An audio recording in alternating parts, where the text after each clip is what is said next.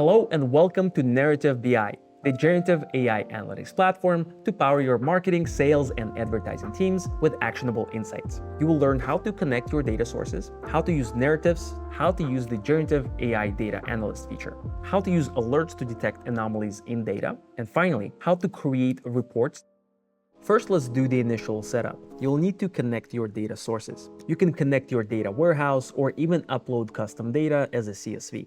I'll go with Google Analytics. Next up, let's select our company objectives so that Narrative BI can recommend us the most relevant insights. Our product team would go for conversions and active users, ad performance and monitoring for marketing teams, and sales, obviously, for sales.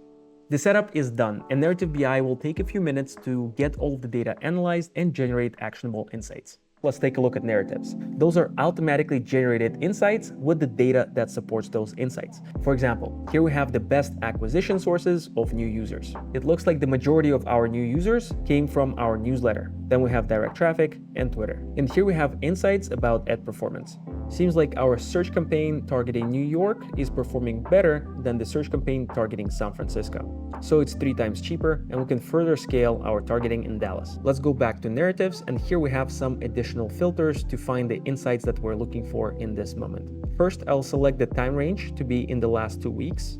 And here I'm going to analyze data from Google Search Console. Awesome, we have all-time high organic impressions, and that's the highest value in the last 19 months. I'm sure our CEO will find this insight valuable, so I'm going to tag him here in the comments. You can also share this insight via email with your team or with your clients, or you can copy this data directly into your presentation or an email.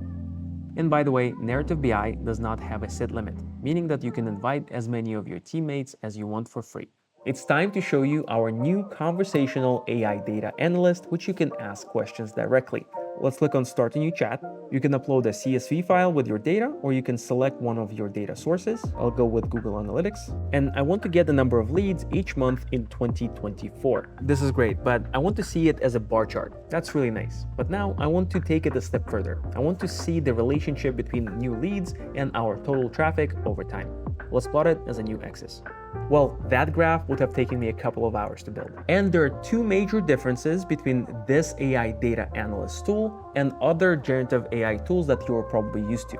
Number 1, Narrative BI already comes with all of your data integrated, meaning that you do not need to download CSVs and re-upload them until they get outdated very quickly. And number 2, Narrative BI never hallucinates. It never makes up data, which is the opposite of what you would want when looking for useful insights. Next up, we have alerts. Those are urgent data insights based on anomalies in our data. For example, here you can see that the number of people who have downloaded our white paper has increased by 4x. This seems pretty unusual for this event. But if you remember from earlier, we had also a spike in newsletter traffic source. And that's because we launched a newsletter campaign promoting this white paper. And this is exactly where impact events come in handy. Narrative BI will detect those events automatically from your data sources. For example, if you launch a Google Ads campaign like this one, or launch a HubSpot email campaign. You can also add an impact event manually.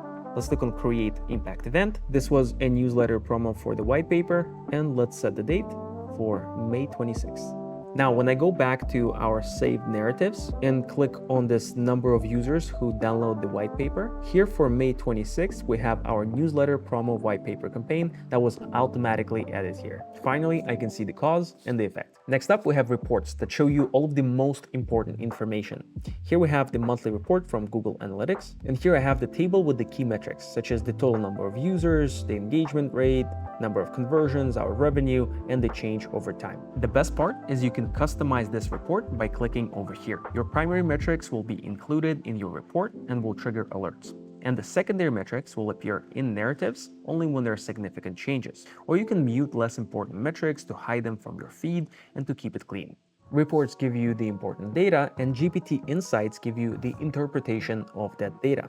For example, let's click on Weekly GPT Insights from Google Analytics. At the top, we have significant activities. For example, we have a massive spike in new users, which is very unusual, a big increase in the total number of sessions, active users, and the engagement rate. Then we have this huge drop on May 30th, for example.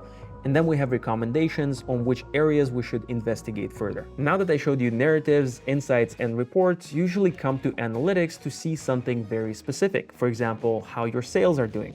For that, I recommend you to go to objectives directly and click on sales intelligence, for example. And here you have all of the meaningful reports, insights, data, narratives, all in one place. It's your turn now. If you have any questions, check out our support documents. And if you need help, click on the support bubble on the right.